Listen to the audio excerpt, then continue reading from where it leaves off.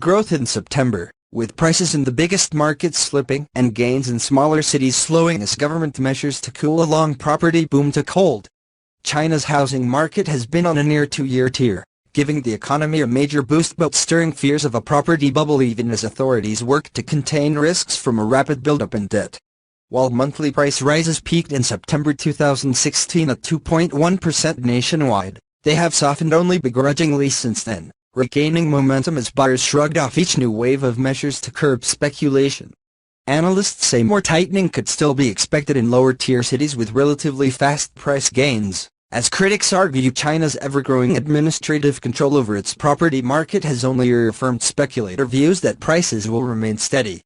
China's property prices are still rising even as sales are falling off a cliff, which suggests the market still sees property as an investment product in the belief that the government won't let prices fall, said Yuzian Rong, a professor of economics at Qingdao University.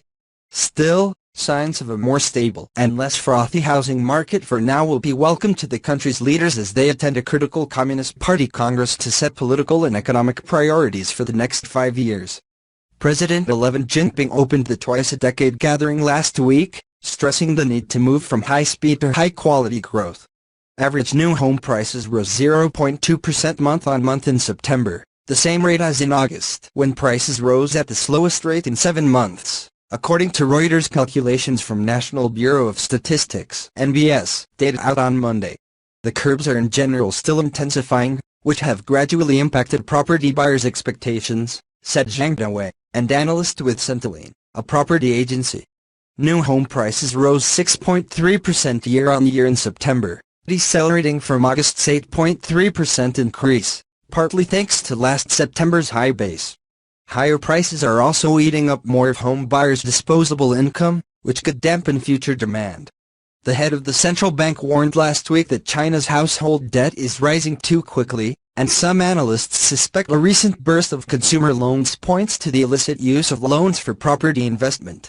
As megacities like Beijing imposed increasingly stringent measures, speculators have moved to smaller centers this year where local governments offer cheap credit and impose few restrictions in the hopes of clearing a glut of unsold homes.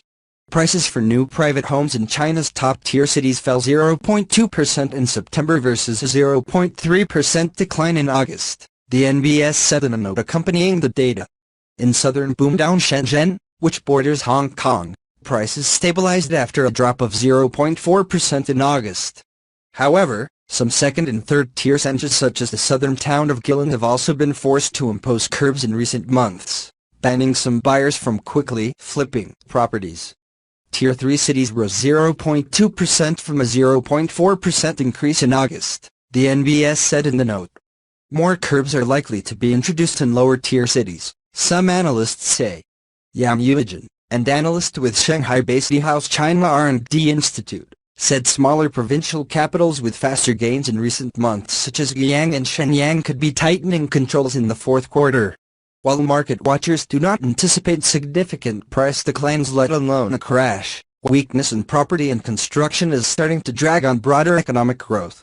Data last week showed GDP growth eased to 6.8% last quarter from 6.9% in the first half, with a marked deceleration in the property sector. Property sales dropped for the first time in more than 2.5 years in September, and housing starts slowed sharply. The majority of the 70 cities surveyed by the NBS still reported a monthly price increase for new homes, although the total dropped to 44 in September from 46 in August. China's housing minister said on Sunday that property sales will slow in the fourth quarter but prices will remain stable. Wang Mengyue, head of the Housing and Urban Rural Development